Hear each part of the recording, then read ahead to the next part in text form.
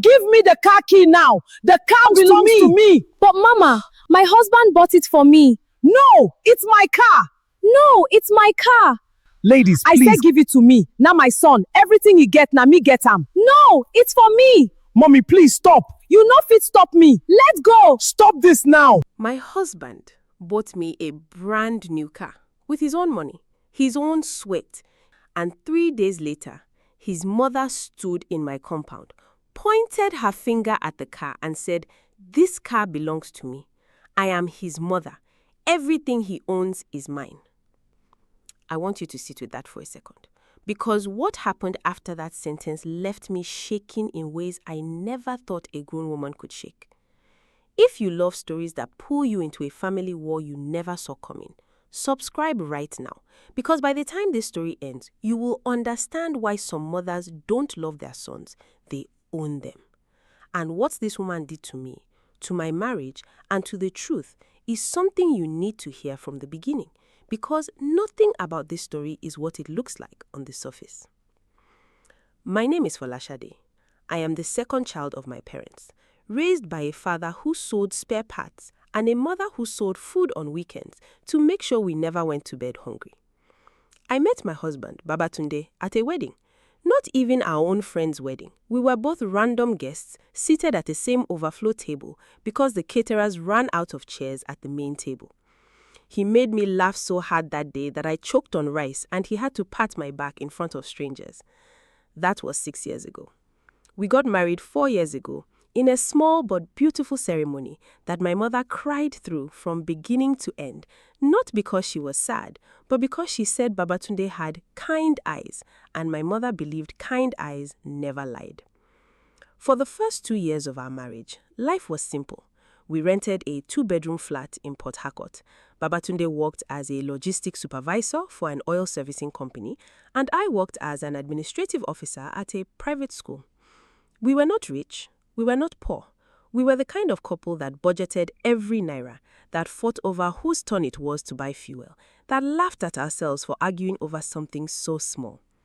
I want you to remember this version of us, because everything that happened later makes no sense if you don't understand how ordinary and happy we were before his mother's shadow fell over our home. Babatunde's mother, Morayo, lived in a house that Babatunde himself had built for her 3 years into our marriage, his first major achievement as a man, as a son, as someone determined to prove that living home hadn't forgotten where he came from. I respected that. I respected her. Whenever we visited, I knelt to greet her. I cooked her favorite dishes. I sat at her feet while she told stories about Babatunde's childhood, stories that made me laugh, stories that made me feel like I was slowly becoming part of something bigger than myself. She called me my daughter. She held my hands during prayers. If you had told me back then that this same mother would one day stand in my compound and try to take something my husband bought for me, I would have laughed at you and asked which movie you had been watching.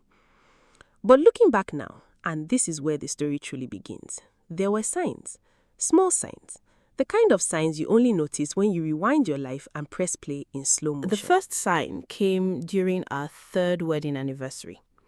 Babatunde had just gotten a big promotion at work, moving from supervisor to regional coordinator, a role that came with a significant salary increase and, more importantly, stock options tied to a partnership his company had signed with an international logistics firm. He didn't tell his mother immediately. He told me first, in bed at almost midnight, his voice trembling with excitement as he whispered, "Fola, I think our life is about to change." I remember holding his face in my hands and saying, "Then let's build something beautiful with it." He smiled and said something that, at the time, felt romantic, but now, replaying it in my mind, feels like a warning. He said, I want to buy something just for you. Something with your name written all over it. Something nobody can ever say belongs to anybody else but you. I didn't understand why he emphasized that so strongly. I laughed it off as excitement, but a man doesn't say something like that unless somewhere, deep down, he already fears that someone will try to take it. 2 months later, Babatunde came home holding a set of car keys with a small red ribbon tied around them. I remember screaming so loud that our neighbor knocked on the wall to ask if everything was okay. It was a sleek silver Toyota Camry, brand new, registered, and this part matters, registered in my name, not his, mine, Folasade Adebayo Ige. He had gone through the process of putting the vehicle particulars, the insurance, everything under my full name as a gift, as a statement, as he told me later, so that no one, absolutely no one, can ever question whose car this is.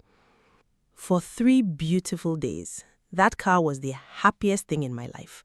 I drove to work with the windows slightly down, feeling the wind press against my cheek like a blessing. I drove to the market and back just to feel the leather seats beneath me.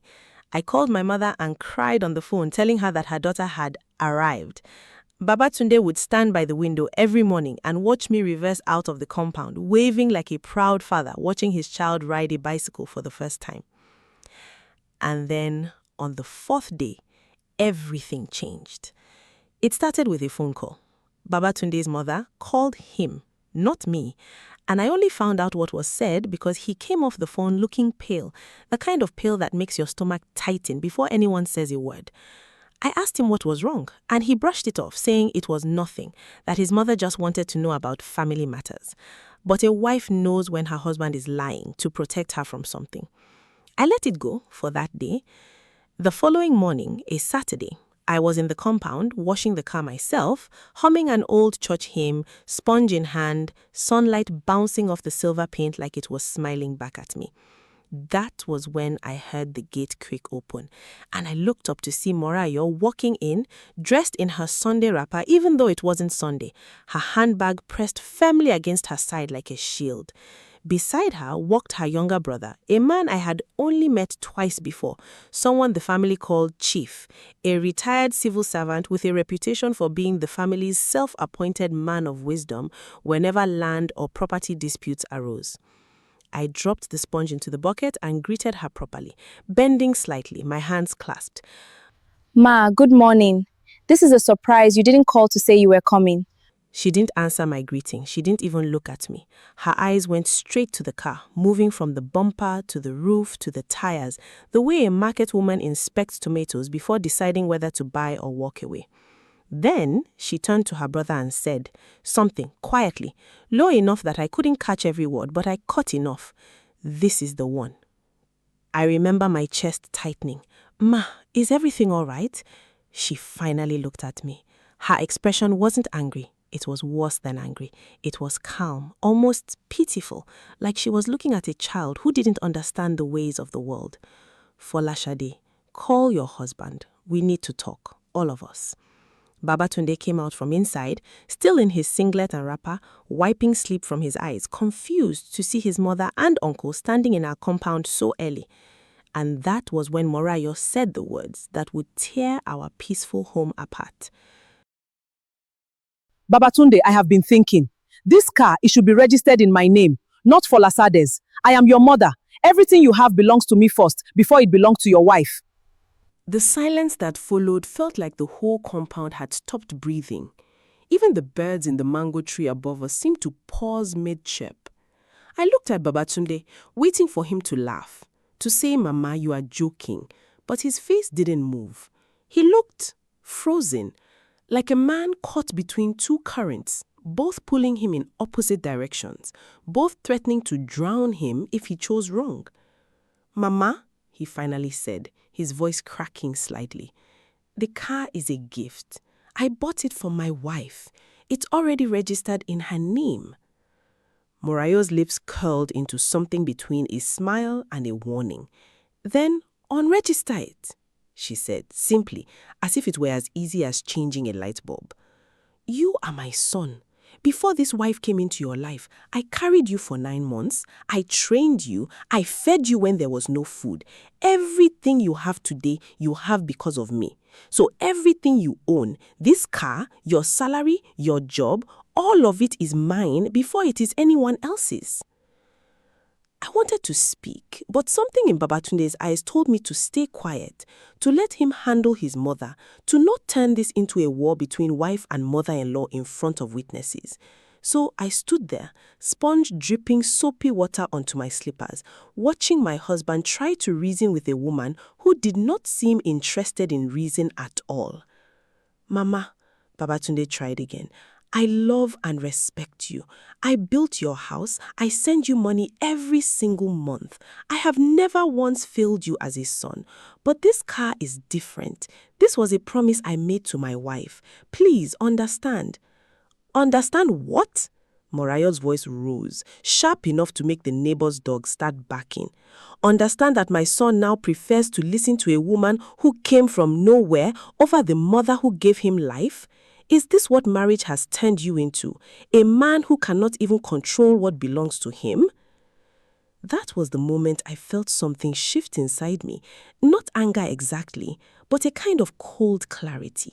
Because in that sentence, she had said something revealing without even realizing it. What belongs to him, not what belongs to us, not what belongs to the family.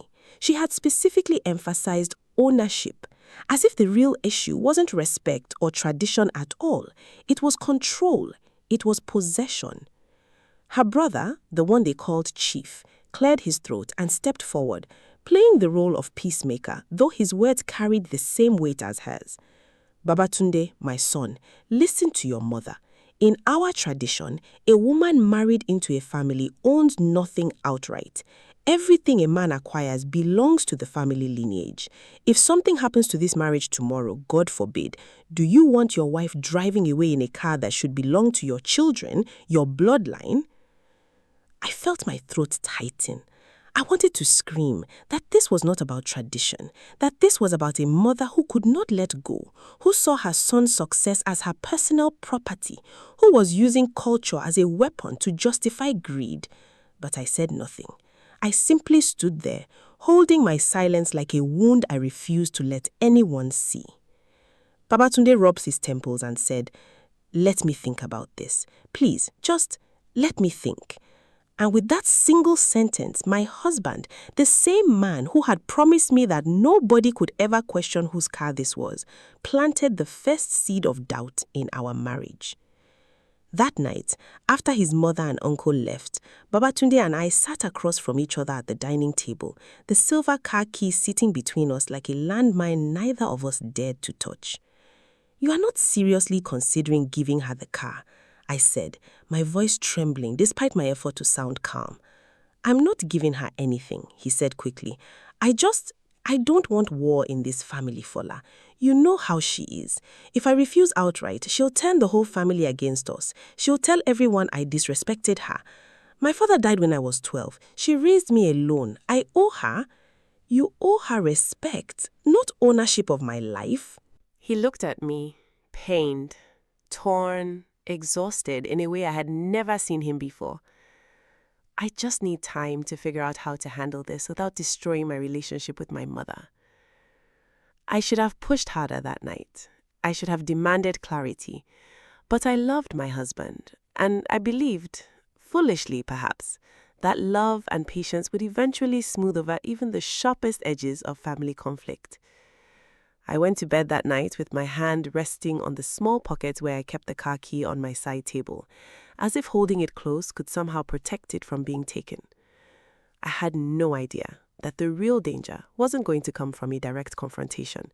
It was going to come from something far more dangerous: silence, secrecy, and paperwork. About a week later, I noticed Babatunde behaving strangely. He would take phone calls outside the house, lowering his voice whenever I walked past. He came home late twice that week, claiming traffic, even though our estate was nowhere near any major expressway congestion.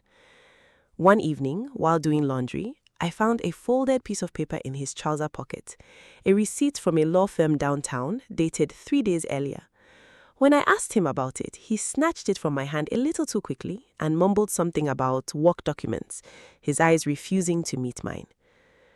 I am not a naturally suspicious person. I have never been the type of wife who searches her husband's phone or interrogates his every movement.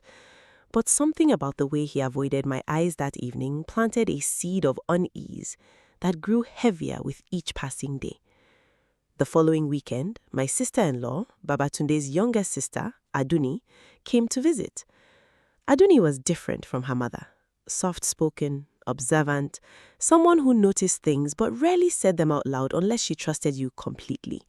We had always gotten along well, better than most in-law relationships I had heard about from friends. That afternoon, while Babatunde was out running errands, Aduni sat with me on the veranda, peeling oranges in silence for a while before she finally spoke. "Fola," she said, not looking up from the orange in her hands, "has Babatunde told you everything about the car documents?" My heart skipped. "What do you mean?" She hesitated, glancing toward the gate as if checking whether anyone was listening. "Mama went to see a lawyer last week, the same one who handled Papa's estate before he died. I heard her on the phone talking about transferring ownership and protecting family assets. I didn't understand everything, but, Fola, I think Mama is trying to do something with the car's documents. Something official, not just talk." The orange peel in her hand fell to the floor, forgotten. My mind raced, piecing together the strange phone calls, the late nights, the receipt Babatunde had snatched from me. If Moriah truly was consulting a lawyer, this was no longer a simple family disagreement about respect and tradition. This was becoming something legal, something with paperwork, something that could actually change whose name sat on that vehicle registration. "Does Babatunde know his mother is doing this?" I asked, my voice barely above a whisper. Adune shook her head slowly. "I don't know. That's the part that scares me. What if he already knows and he's just not telling you?" That single question sat in my chest like a stone for the rest of the day. If you're starting to feel that uneasy knot in your stomach right now, that's exactly the feeling I want you to hold on to. Because trust me, we are only at the beginning of what this family was hiding. Before we go further, if you haven't already, tap that subscribe button. Because what I discovered next about my husband's silence changed the way I saw my entire marriage. That night, I decided I would no longer wait patiently for Babatunde to figure things out on his own. I needed answers, real answers, not vague reassurances meant to keep me calm while decisions were being made behind my back. I waited until he came home, showered, and settled into bed before I spoke. "Babatunde, I need you to be honest with me. Has your mother contacted a lawyer about the car?" His body stiffened beside me, just slightly, but enough for me to notice. "Where did you hear that?" "Answer the question first." He sighed, running his hand over his face, and for a long moment he said nothing. Then finally, he spoke, his voice low, defeated. "Yes, she has.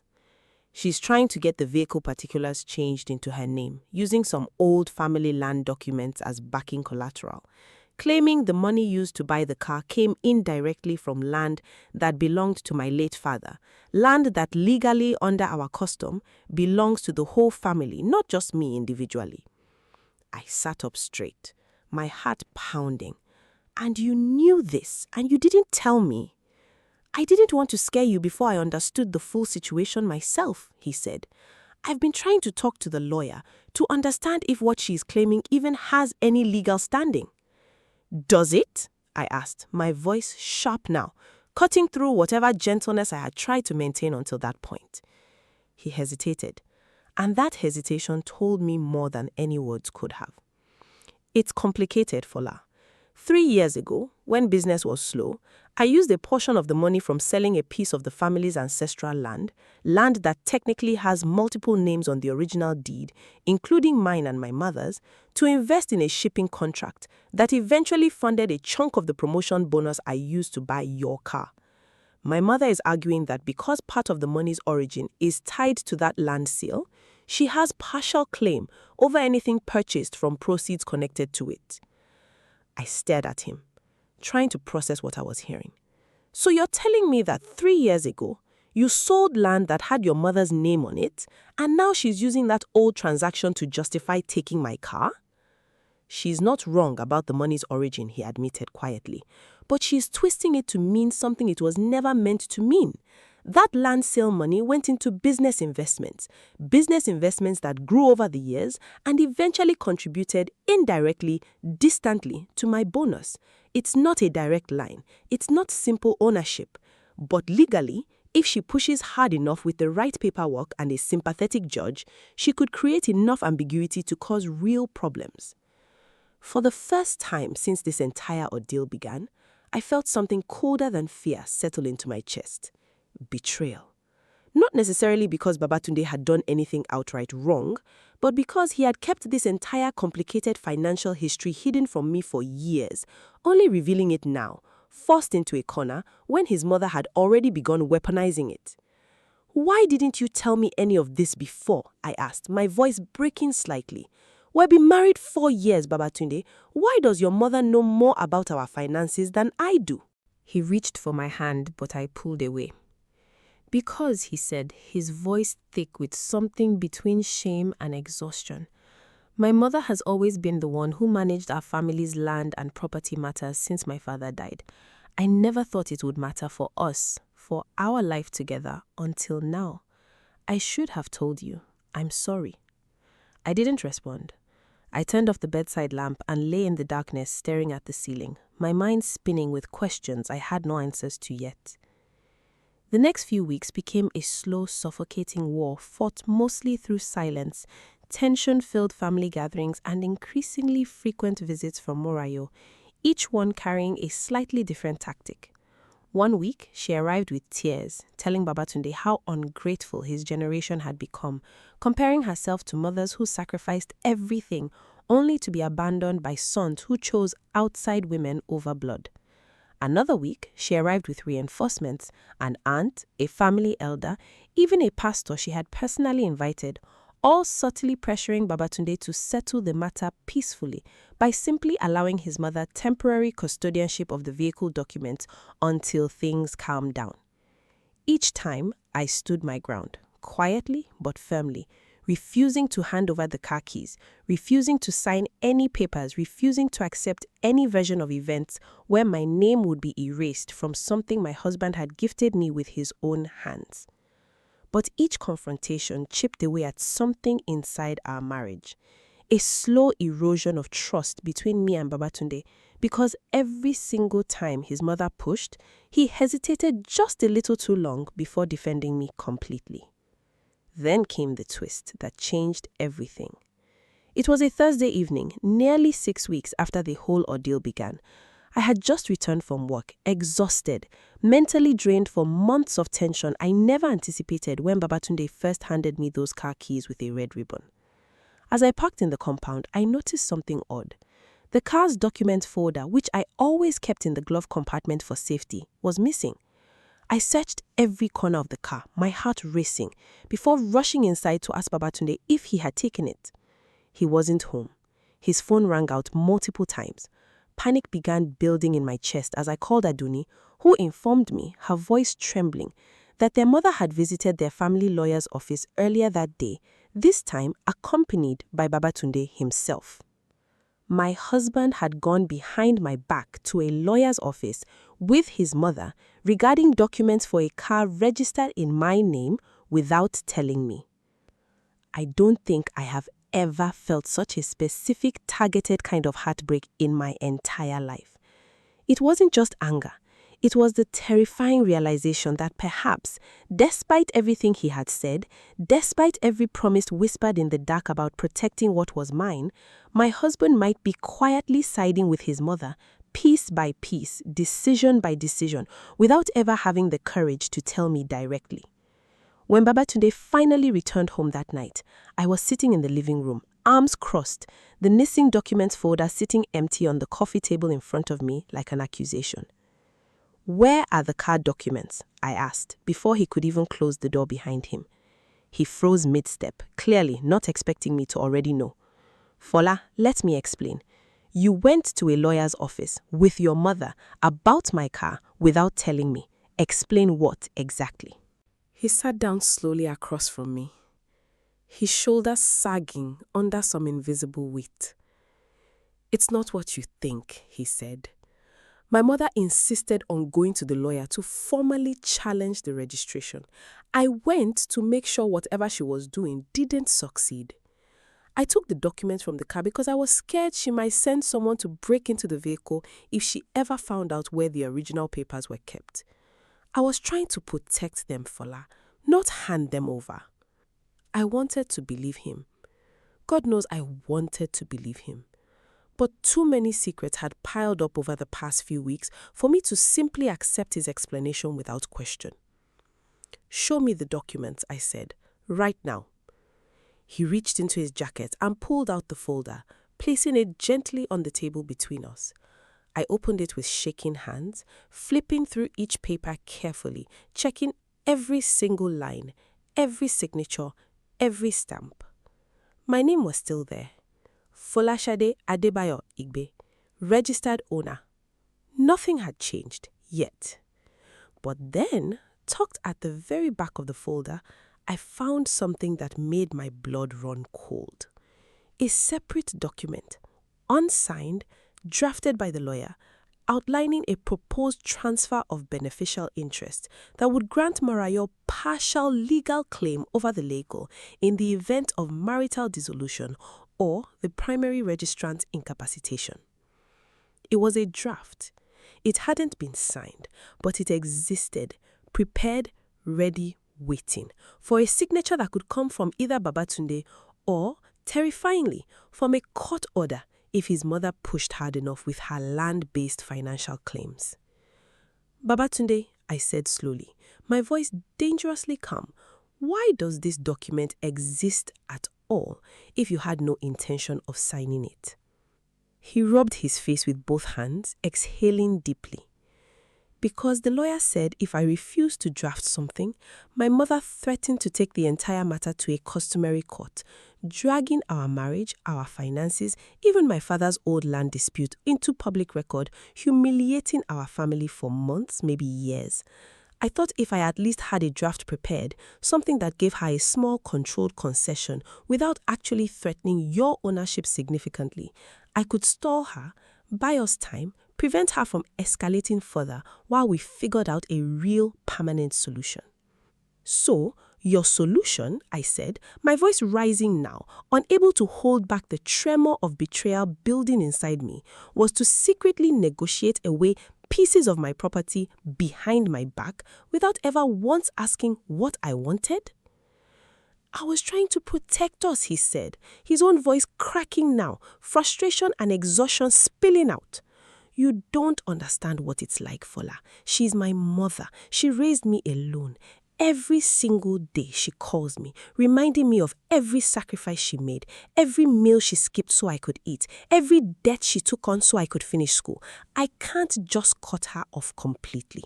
I've been trying to protect you and manage her at the same time, and I'm drowning, Fola. I'm drowning and I don't know how to save both things I love without losing one of them." For the first time since this nightmare began, I saw not a husband hiding secrets out of malice, but a man crushed under years of unresolved guilt and obligation towards a mother who had clearly learned, perhaps unconsciously, perhaps very deliberately, how to use that guilt as leverage. But understanding his pain didn't erase the fact that he made decisions about my property, my name, my ownership without consulting me. And that betrayal, however well-intentioned, cut deep. "I need you to listen to me very carefully," I said, standing up, my voice steady despite the storm inside me. "I am not your enemy, Babatunde. I have never once tried to separate you from your mother. But if you sign that document, if you give her even a fraction of legal claim over something you gave me with your own hands, you are choosing to protect her feelings over protecting my wife's rights. And I need you to decide clearly which one matters more to you, because I cannot keep living in a marriage where I don't know whose side you are truly on." He didn't answer that night. He simply sat there, staring at the unsigned document, his silence somehow louder than any words could have been. The following weekend brought the moment that shattered whatever remaining illusions I had about the simplicity of this conflict. The moment the true motive behind Morayo's relentless pursuit of the car finally revealed itself, and it had absolutely nothing to do with tradition, motherhood, or even the land dispute she had been using as her legal weapon. It started with a phone call from an unexpected source. My own younger cousin, BC, who worked as a bank teller in the same branch Morayo frequently visited. BC called me directly, her voice hushed, almost apologetic for what she was about to reveal. "Fola," she said, "I probably shouldn't be telling you this, but I saw something at the bank yesterday that I think you need to know. Babatunde's mother came in with loan documents. She's applying for a business loan, a large one, and she listed a vehicle as proposed collateral, a silver Toyota Camry, registered under a name she's trying to have officially changed to hers."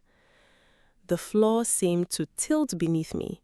This entire time, I had assumed Morayo's obsession with the car was rooted in cultural entitlement, in a mother's belief that everything her son owned belonged to her by right of birth.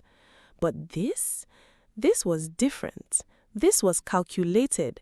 This was financial. My mother-in-law wasn't fighting for tradition. She was fighting for collateral, for a loan, for money she desperately needed for reasons I still didn't fully understand. I confronted Babatunde with this information that same evening, watching his face carefully as I revealed what BC had told me. And for the first time throughout this entire ordeal, I saw something new in his expression. Not guilt, not defensiveness, but genuine, raw shock. She's trying to use the car as loan collateral, he repeated slowly, as if trying to convince himself he had heard correctly. For what? What does she even need a loan for? I don't know, but I think it's time we found out, together, before she signs anything that puts either of us in legal danger. We drove out to see her that same night, unannounced, arriving at Morayo's house just past 9, the compound eerily quiet except for the sound of crickets and a single flickering security light near the gate. She opened the door herself, visibly startled to see us standing there so late, her usual composed expression cracking slightly at the edges. "Mama," he said, his voice firm in a way I had never heard him use with her before. "We need to talk, right now, about the loan." Her face changed instantly, not into anger, but into something far more revealing, fear. She tried to deflect at first, claiming BC had misunderstood the paperwork, that it was simply a precautionary measure in case of future family needs. But Babatunde, emboldened perhaps by weeks of accumulated frustration, finally finding a target worth confronting, pressed harder than I had ever seen him press his mother before. "Mama, please, no more half-truths. Tell me the real reason you need this loan, or I swear I will personally go to that bank tomorrow morning and shut down every single application you have submitted using anything connected to my name or my wife's name." The threat, direct and unwavering, seemed to break something in her. She sat down heavily on a wooden bench near the doorway, her usual fire completely extinguished, replaced by something that looked almost like exhaustion. "Your uncle," she said, not looking at either of us. "Chief. He came to me 3 months ago with a business opportunity, a transport company he wanted to start, moving goods between the regions. He convinced me to invest using a loan, promising returns within 6 months. I gave him access to money I had saved for years, money meant for your younger sister's education, believing his promises. The business failed within 2 months. He disappeared with almost everything, blaming market conditions, blaming bad partners, blaming everyone but himself.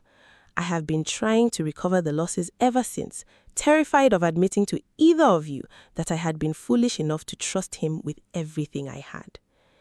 The revelation hit us both like a physical blow.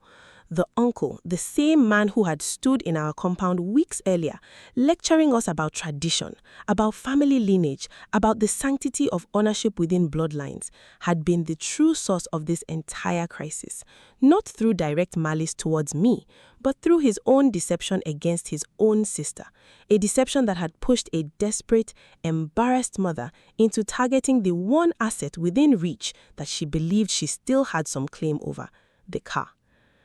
So this entire time, Babatunde said slowly, his voice trembling with a mixture of anger and heartbreak, you are not trying to take the car because of tradition or because you felt entitled to it as my mother. You are trying to use it as collateral to secretly fix a financial mistake you were too ashamed to admit to us? Morayo's eyes finally lifted to meet her son's, tears gathering at the edges. I didn't know how else to fix it without losing your respect, she whispered. I thought if I could quietly secure a new loan using the car as backup collateral, I could recover enough money before either of you ever found out how badly I had been deceived. I was wrong. I see that now. I was wrong to involve either of you without honesty from the very beginning. I stood there, absorbing everything, feeling a strange, complicated mixture of anger and unexpected sympathy. Anger because months of stress, suspicion, and marital tension could have been avoided entirely if she had simply been honest from the start. Sympathy because I understood, perhaps more than I wanted to admit, this specific terror of realizing you've made a devastating financial mistake and don't know how to undo it without losing everyone's respect. But understanding her motive didn't erase the damage already done, nor did it resolve the immediate pressing danger. Chief, wherever he was, still potentially held documents, connections, or influence that could complicate matters further if left unaddressed. The following morning, Babatunde made a decision that surprised even me. He called a family meeting not just with his mother, but with Chief directly included, along with the family lawyer, the same man who had been quietly caught in the middle of drafting documents for a conflict he likely never fully understood the true motive behind. The meeting took place in Morayo's modest living room, tension thick enough to taste in the air as Chief arrived, visibly nervous, clearly having anticipated that his deception would eventually surface, but perhaps not expecting it to unravel so completely, so publicly, so soon. Babatunde didn't waste time with prioritaries. Uncle, he said, his voice steady, despite the visible anger simmering beneath his calm exterior. We know about the transport business.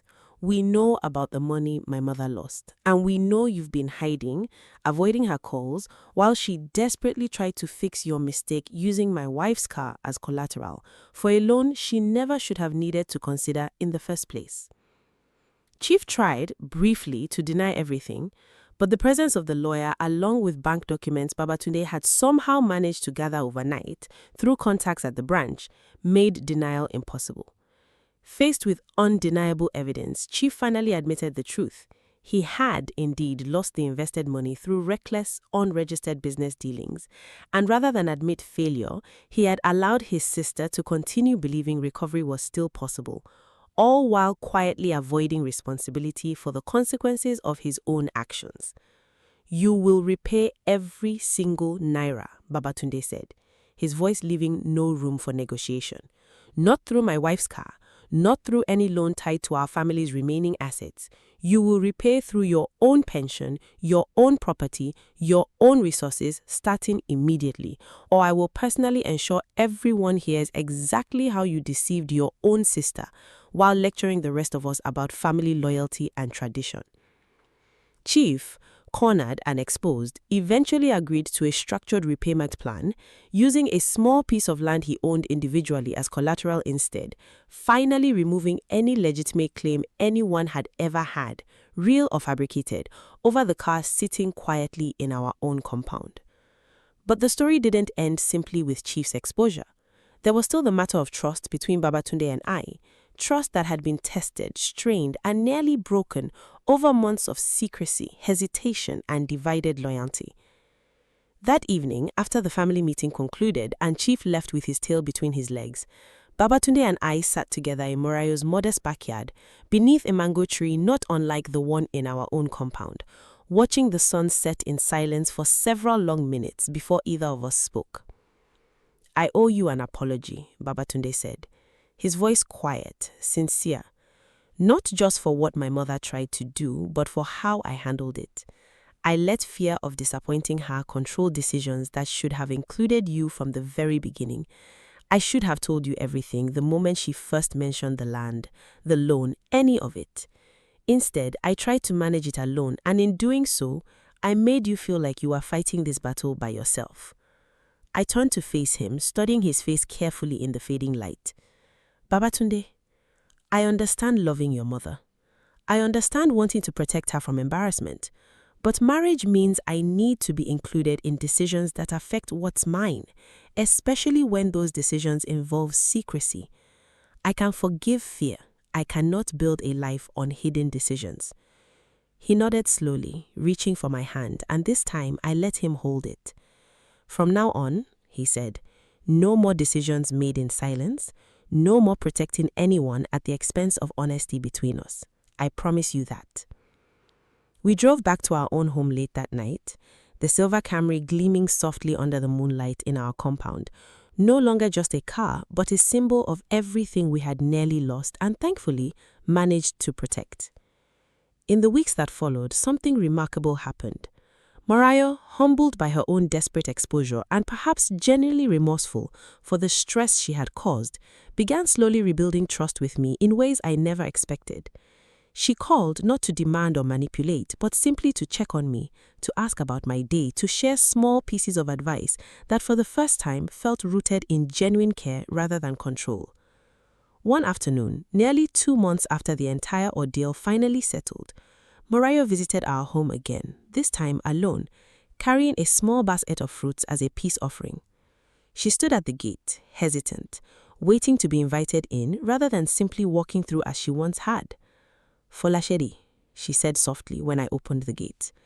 "I came to say I am sorry, truly sorry, not because Babatunde asked me to, but because I finally understand what I almost destroyed.